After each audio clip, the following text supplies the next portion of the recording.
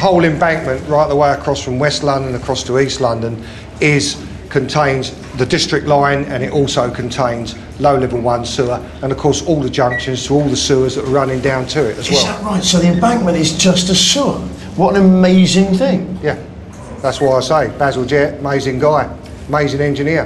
All right, if you like to read the waste. The sewer system may not have been specifically designed with waterborne illnesses in mind, but it was part of a general move forward in sanitation and health that saved thousands of lives. Do you ever think about the strain you put on the system, Steve, when you sit down in your cars?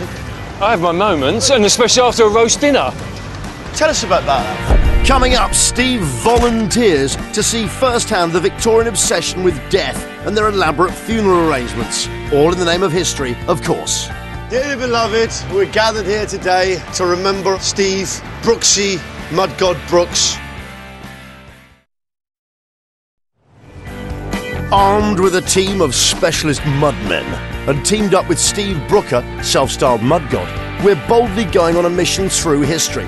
Battling the cold, the sewage and the odd angry seagull, we're sifting through centuries of Londoners' discarded tomes and tokens and piecing together a hidden history of a capital city. It is a story told by its river, Old Father Thames. The story of medicine has led us from grave robbing to sewer crawling and from the pub to the funeral home. We've seen that Victorian London had countless ways to kill you, but what happened after death? If the cholera didn't get you, there was no shortage of ways to meet your makers back then. You got diphtheria, influenza, typhoid, whooping cough, scarlet fever, polio, measles. The 19th century had no shortage of killers. And with so many ways to die, death became fashionable. It certainly did, Steve. So let's get fashionable. In Victorian times, death became yet another event for the socially aspirational to advance their position in society. A series of rituals developed to mark the passing of a loved one. It became a competitive social event with people trying to outdo one another with ever more elaborate shows of loss and more extended periods of mourning. Expert in the fads and fashions of the Victorian death cult, Dr. Helen Frisbee is meeting us to explain.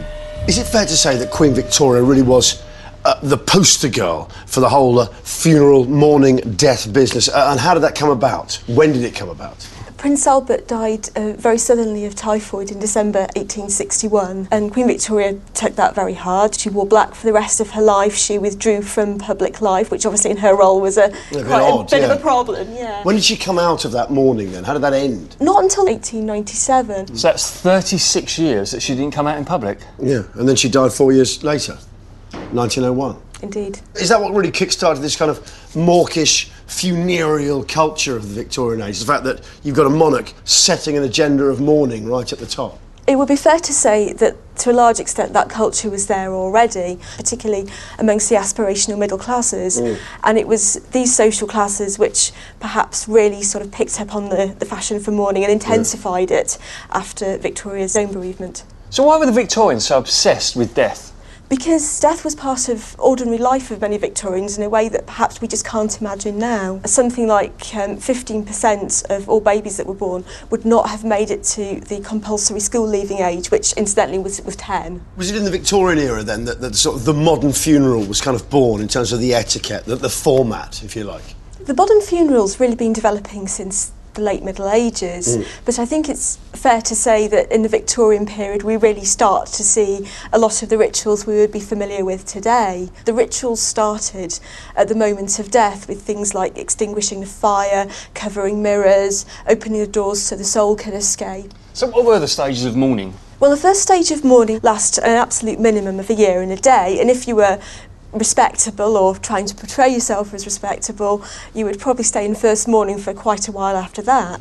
Steve and I are very interested in this whole Victorian funeral cult, if you will. We really want to delve deeper. What's the first thing we really need in order to sort of continue our journey into this?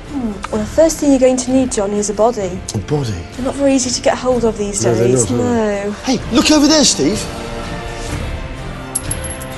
They dropped a quid. Oh, cheers, Steve.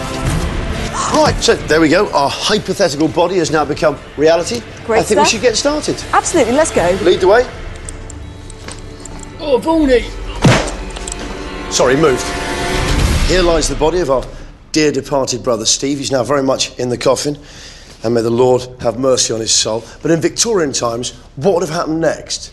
Well, we'd have put some things into the coffin, but let's start with some bran. OK, we've got some bran here from a leading bran manufacturer, breakfast cereal there. Why bran?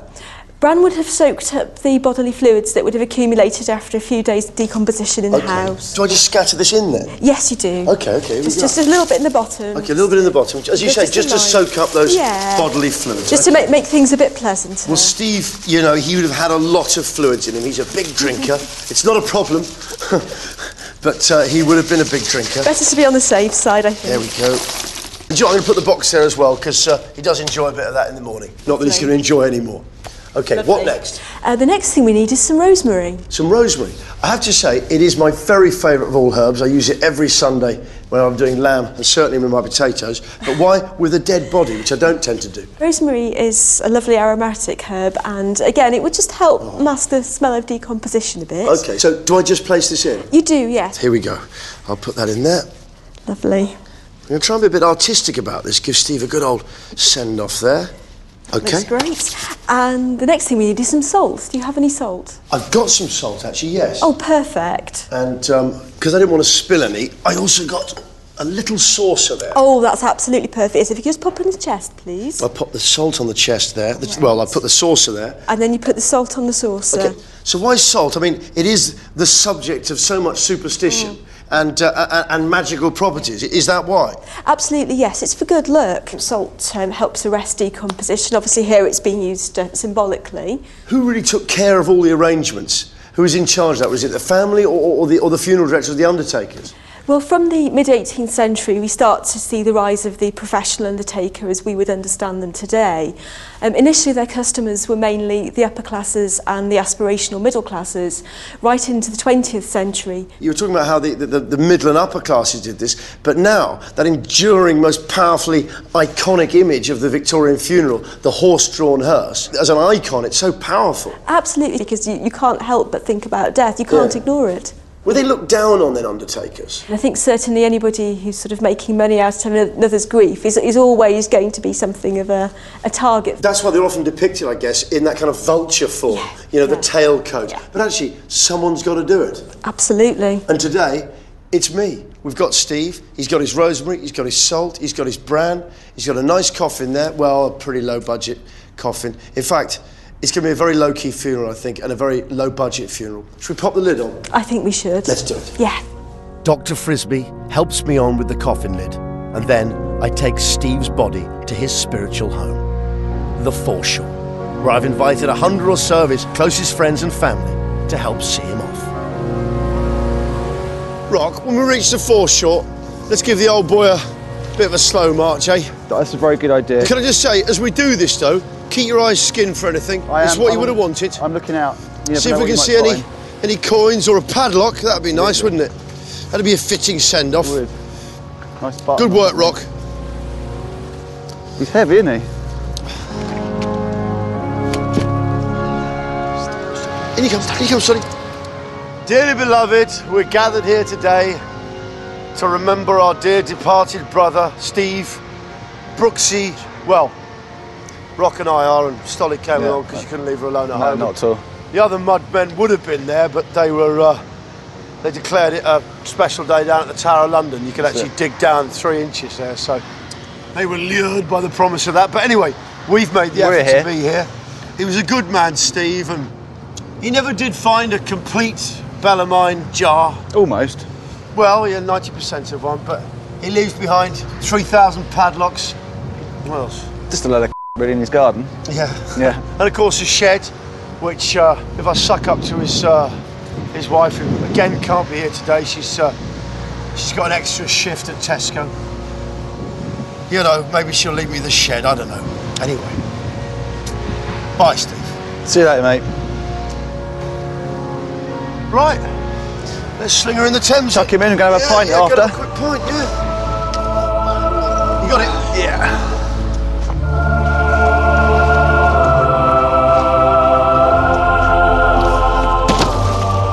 Bye, Steve. Gonna salute them.